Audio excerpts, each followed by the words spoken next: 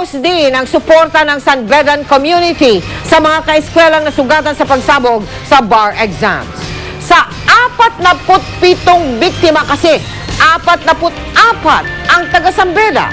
Nakatutok si Steve Dailisan. Aktibo sa pagtutulungan ng Bedan community sa social networking site tulad ng Facebook.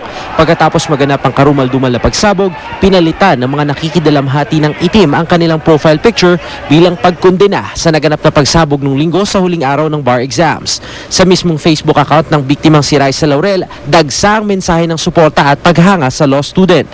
Pinutol ang dalawang paa ni Raisa pero nananatili raw malakas ang loob nito at magandang pananaw sa buhay. Sa account ni Marisa Saba, makikita ang nagpaabot pa raw ng mensahe si Raisa Laurel bago siya sumailalim sa operasyon kahapon.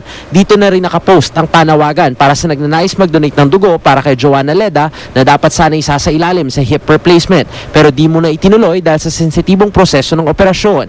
Sa Facebook account ng Alpha Phi Beta ng San Beda, may iba't ibang mensahe ng pagkondena sa naganap na violenteng insidente. Ang San Beda Law Student Government, sinimulan na rin ang fundraising para sa mga kapwa nila estudyanteng biktima ng pagsabog. Nakipagpulong sila sa mga alumni ng College of Law para makahingi ng tulong pinansyal na iaambag sa pamilya ng kanilang kaskwela. Ang gastos ng kasi sa ospital ang sasagutin ng San Beda College. Yung tulong na maibibigay namin is basically for two purposes. Una, dun sa mga former Bedans na nasa ibang law schools na sila ngayon. And secondly, para doon sa mga classmates and friends tumutulong for their daily expenses. Kasi medyo mabigat din yun, like yung sa mga meals nila. Ipinagpaliban muna ang pagtanggap ng blood donation ngayong araw para kay Joanna Leda. Pero sa mga nais magbahagi ng dugo, maaari raw makipag-ugnayan sa College of Law. Kailangan daw ng type O na gagamitin sa kanyang operasyon. Kailangan yung blood fresh daw. So it's good for 5 days. So minsan, pag may problems sa hospitals, pinapa-standby na lang yung mga blood donors. Sinimulan na rin ngayong araw ang psychotherapy para sa law students. Nagdesisyon na rin ang College of Law na suspindihin muna ang klase simula kanina hanggang sa Sabado. We do not only worry those yung mga naka-confine sa hospital, yung mga naka-witness din, nakaka-experience ng trauma. So the admin decided by our request na i-suspend yung klase up until Saturday. So classes will resume on Monday. Sa susunod na linggo na dapat nakatakda ang final examination sa mga College of Law students. Pero dahil marami pa rin daw sa kanila ang hindi pa rin nakaka-recover sa trauma ang dala ng pagsabog, minabuti ng school administration na ipagpaliban ito hanggang sa susunod na linggo ng Oktubre. Bibigyan din daw ng special examinations yung mga estudyante na naka-confine pa rin sa ospital. Steve Dailisan, nakatutok, 24 oras. Sa ibang balita naman, sumugod sa National Housing Authority at humiga pa sa kalsada ang ilan sa mga naapektuhan ng demolisyon sa North Triangle sa Quezon City.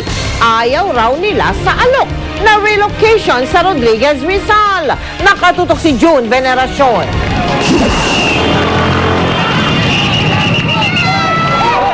Agaw atensyon muli ang mga informal settler ng sitio sa Roque sa North Triangle. May ilang humiga pa sa intersection para hindi makadaan ang mga sasakyan. Kaya nagkabuhol-buhol ang trapiko sa Elliptical Road at North Avenue. Nagmarcha sila pagkatapos mag-rally sa City Hall at head office ng National Housing Authority. Kasi kami po ay matagal na po ditong nanirahan. Mahigit na 30 years. Bakit nung na-improve na ang aming lugar, ay bakit kami pinapalis? Ayaw nyo umalis dyan. Ay hindi kami alis. Lalaban kami. Ang sadya pala ng mga nagmarcha, ang NHA Relocation Processing Center sa North Avenue, kung saan pinoproseso ang papel ng mga nais sumailalim sa relocation program ng gobyerno.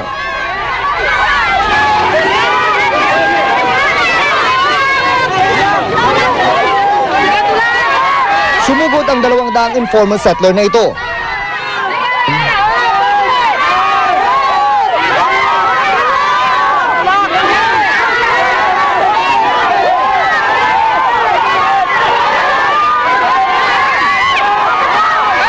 Walang nagawa ang mga gwardya.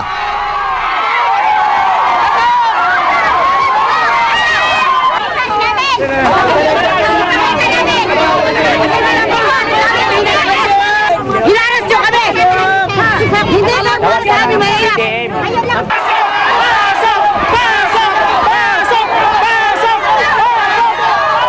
Ayon sa kanila, ayaw nila sa relokasyong alok sa Rodriguez Rizal dahil malayo at mawawalan sila ng kabuhayan.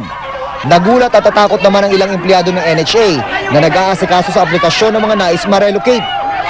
Nagulat kami to the point na yung aming Relocation Action Center, nagulo yun. Siyempre, kanya-kanyang takbuhan yung mga tao doon.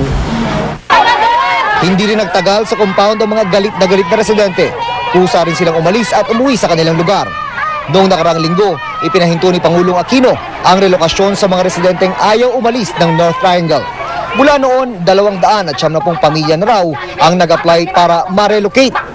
Pero mahigit 5,000 pamilya pa raw ang ayaw umalis sa lupaing gagawin ng commercial complex. Pagkatapos malustahan, nagdagdag na ng puwersa sa compound na ito ng NHA Relocation Processing Center. May banta kasi na baka lumusog muli dito ang mga informal settlers. June Veneracion, Nakatutok, 24 Oras. Para ihatid ang iba pang maiinit na balita, makakasama natin ngayong gabi ang kapuso nating si Rafi Tima. Rafi! Salamat, Mel. Tuwing may bagyo at matinding baha, malaking bagay na malaman kung saan pwedeng lumikas at humingi ng tulong. Ang GMAnews.tv may interactive map kung saan makikita ang pinakamalapit na evacuation center at ospital sa inyong lugar. Narito ang aking report. Mga natrap dahil sa baha, pahirapang paglilikas. Paano nga ba maiiwasan ang mga ganitong eksena sakaling maulit ang isang malaundoy na bagyo? Ang iba't ibang ahensya ng gobyerno, inatasan ng bumalangkas ng mga mas epektibong sistema para tumugon sa kalamidad. Ang GMAnews.tv may naisip namang paraan para makatulong sa ating mga kababayan. Isang interactive map. Dito makikita ang mga lugar na prone sa baha o landslide. Malalaman dito pati ang mga lugar na posibleng tamaan ng pagbaha sakaling magkaroon ng malaundoy na pag-uulan. At kapag itinayap ang address, halimbawa, Provident Village, lalabas sa mapa kung nasaan ang pinakamalapit na ospital, health center, at barangay hall na pwedeng hinga ng tulong. Nakalista dito pati mga contact number. Pinaka-importante yung barangay halls kasi dapat at during the disaster tatawag sila sa mga barangay halls nila tapos tatanungin kung saan yung pinakamalapit na evacuation center. Lahat ng data na ito actually, you can get it from the government. Pero syempre naka-spreadsheet yun o naka-Excel. So, hindi siya ganun ka user-friendly. So, we presented it in such a way na visual siya, makikita mo kaagad kung ano yung mga pinakamalapit sa'yo. Kalaunan, dadagdagan pa raw ito ng iba pang features gaya ng pinakamalapit na Red Cross units at iba pang emergency rescue organizations. Pero kailangan din daw ng tulong ng GMAnews.tv para lalo pang mapaganda ang interactive map. We're open to suggestions. So, kung may mga hinahanap yung mga tao or emergency workers or LGUs na gusto nilang makita sa map namin, pwede kaming kontakin. Malaking bagay ang ganitong interactive map para makaiwas sa sakuna ayon sa NDCC. May kapareho din daw silang sistema noon pero hindi ito makikita sa internet. Kung web-based siya, hindi lang siya ma-access, let's say here at the NDCC Operations Center, yung mga local government units natin or disaster coordinating councils, they can also make use of this system. Kasi it will facilitate yung provision of public service. Pinalalakas na rin daw ng NDCC ang kanilang technology-based programs tulad ng SMS blasting para makapagbigay babala sa oras ng sakuna. Rafi Tima, Nakatutok, 24 Oras. Ito naman ang magandang balita. Hindi na po mawawalan ng tubig ang 32 barangay sa Metro Manila na unang tinukoy ng Maynilad na magkakaproblema sa supply. Maaga daw po kasing natapos ang pagkukumpuni sa Angat Hydroelectric Power Plant. Nakatutok si Bernadette Reyes. Maagang nagkarga ng tubig ang mga tanker ng Maynilad para magrasyon sa 32 barangay na inaasahang mawawalan ng tubig dahil sa pagkukumpuni sa tinatawag na disc valve sa Angat Hydroelectric Power Plant. Apektado ang Malabon, Caloocan, Quezon City, Valenzuela at Las Piñas. Pero bago mag-alas 8 kaninang umaga, natapos na ang repair na sinimulan kahapon. As far as doon sa supply namin ng tubig sa MWSS, walang naging problema. Natapos yung main valve around 7 o'clock in the evening yesterday. So maaga natapos. Kaya naman hindi na nawalan ng tubig ang mga inaasahang maaapektuhang lugar. Maagang natapos yung ginawang repair work sa Angat Hydroelectric Power Plant, so 12 hours ahead of schedule. Nung natapos nila, even before bumaba sa critical level yung water level sa Ipo Dam, nakapagpalabas na sila ng normal na water releases.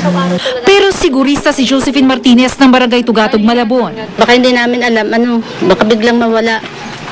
na hindi namin alam, kaya nag-iipon kami.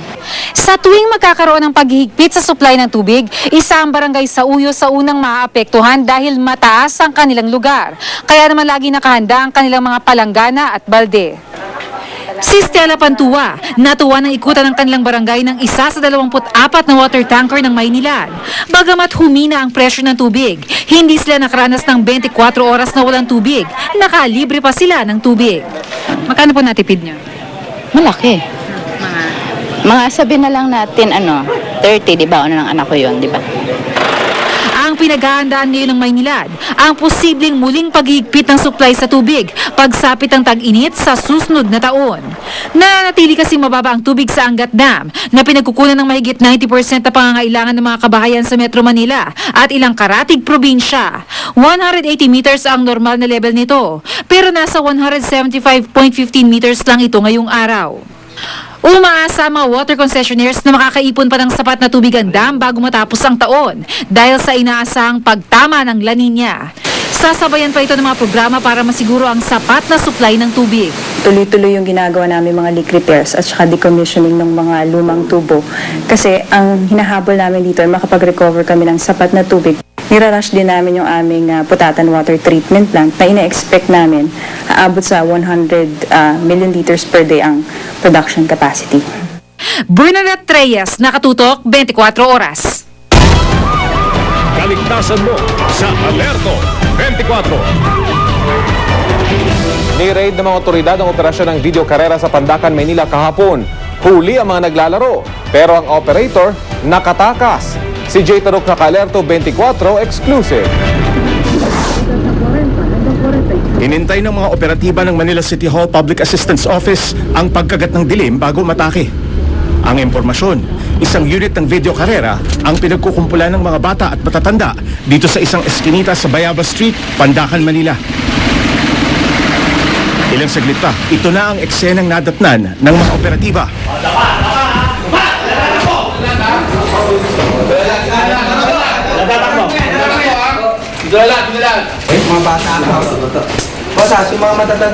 May siyam na nagvi-video karera.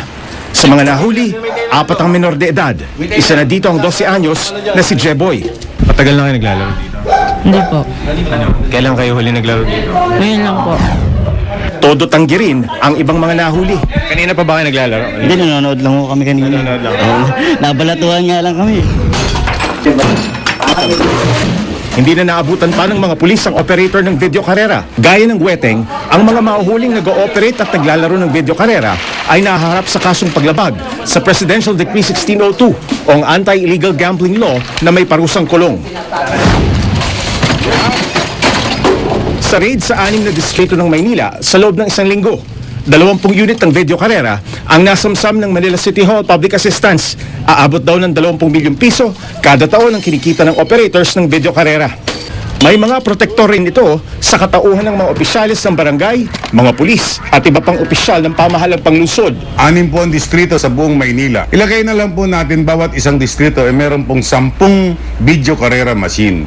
Ilagay na lang ho natin 1,000 na lang ho isang araw ang bawat isang video karera machine. Sa madalit sabi, i-multiply po niya sa isang taon, 365 days, 21 milyones po yan.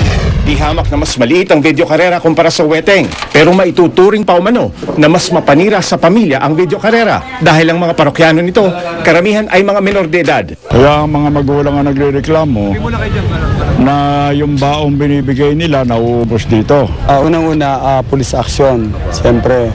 Pangalawa, siyempre yung educating our parents na medyo bigyan ng guidance sa mga bata na kung ano ang hindi magandang maidudulot nitong video karera. J. Taruk, Naka-Alerto, 24.